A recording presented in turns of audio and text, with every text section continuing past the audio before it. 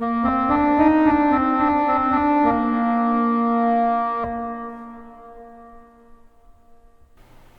we're going to have a look at the rates of reaction. A very common experiment done on most sort of required practicals on most courses, and in this one we're going to have a look at thiosulfate reacting with acid. And in this experiment what we normally do is have a look at a conical flask with a cross, and we time how long it takes for this to disappear. So what we want is change the concentration. I've measured out already 20 centimeter cubed of water. We're going to put into this 30 centimeter cubed of thiosulfate.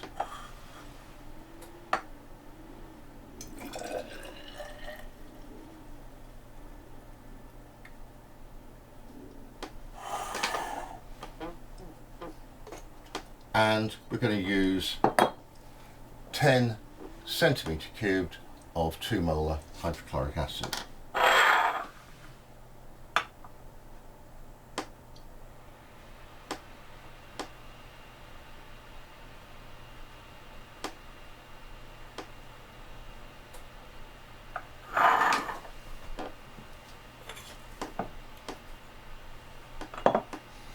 First of all, we put in the water. Then we can mix this with the sodium thiosulfate.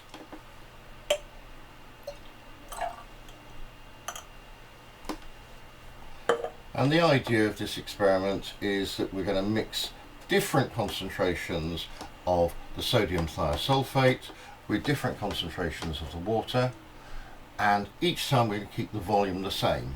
So we have 10 of thiosulfate, 40 of water, 20 of thiosulfate, 30 of water, and so on.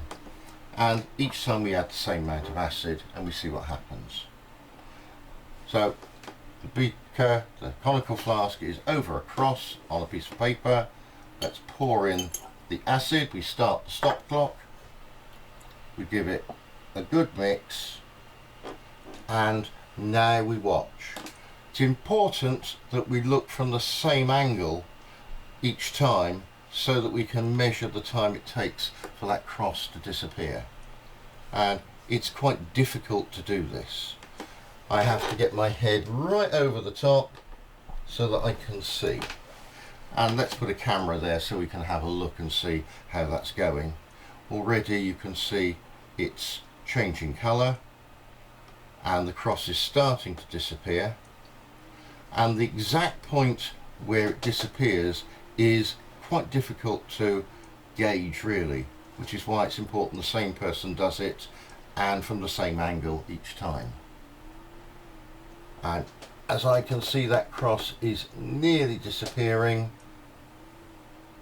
and I think there the experiment has concluded. It's not very accurate. So what we need to do is try and have a look at a better way of trying to do this experiment. And to do that, we're going to use a colorimeter, and instead of using large quantities of the thiosulfate and acid, we're going to use much smaller quantities, but we'll get much better results, and we can record these on the computer. Let's have a go at doing that. This is the alternative setup. We have here a Pasco colorimeter, and this is going to measure the amount of light that travels through this solution. The first job is to zero it with a clear solution, and I press the button to zeroize the colorimeter, and when that's done, then we don't need that anymore. What I'm going to do is I'm going to fill this little cuvette up with some water. We're going to use the same proportions but much smaller this time. So we're going to use 2 centimeter cubed of water, and on this pipette that means I need to set it down to 3. which gives me 2 mils of water, and I'll put this into the cuvette. Then what we're going to take is 3 centimetre cubed of the sodium thiosulfate, which means this one is going to be on the 2, which gives us the 1, 2, 3 centimetre cubed, and I'm just going to put that in here.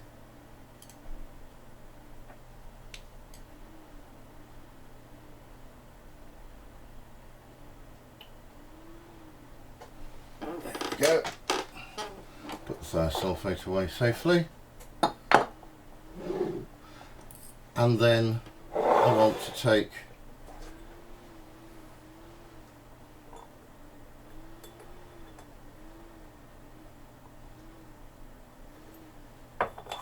hydrochloric acid. So it's going to be quite quick. We need to squirt this in, put the lid on, shake, put it in, put the lid on, and click start on the recorder. And as we see, it's measuring the amount of transmission of red light going through the cuvette.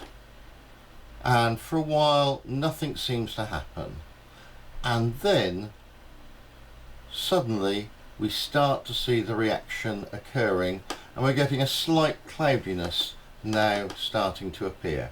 It's fairly imperceptible when you're trying to look at this in the solution, but when you're looking at it through this colorimeter we can see much better values.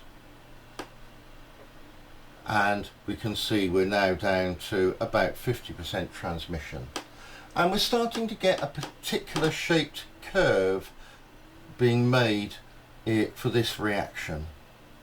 We're seeing nothing happening, and then it's increasing. We get to a maximum rate of reaction along here where the curve is at its steepest, and then it starts to shallow out as the amount of reactants run out, and the curve starts to make this familiar sort of S shape. Slow to start, then the maximum rate of reaction, and then it starts to slow down. And as we approach about 90 to 100 seconds, the experiment shows that it's sort of not making now any more progress at the bottom, and at about 100 seconds we've run out. So I'll just stop this, and you can see in the cuvette that this has changed colour. The cloudiness is due to sulphur being made.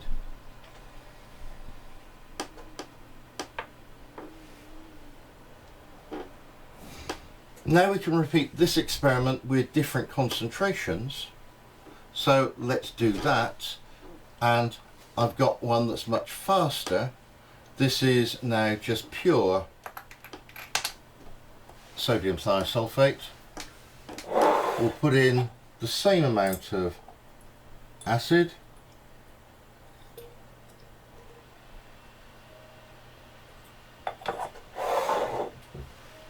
we'll get that ready to reset.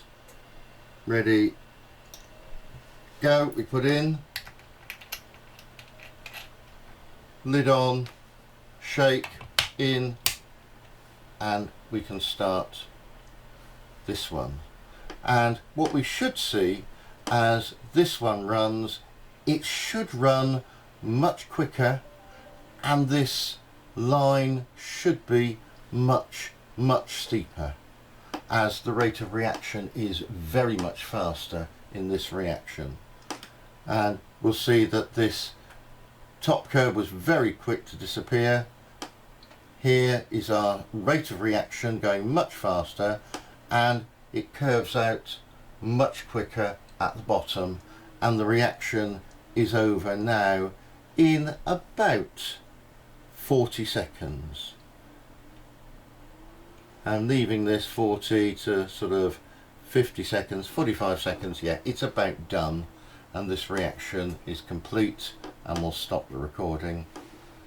And we can see that this cuvette and the other one are now the same colour.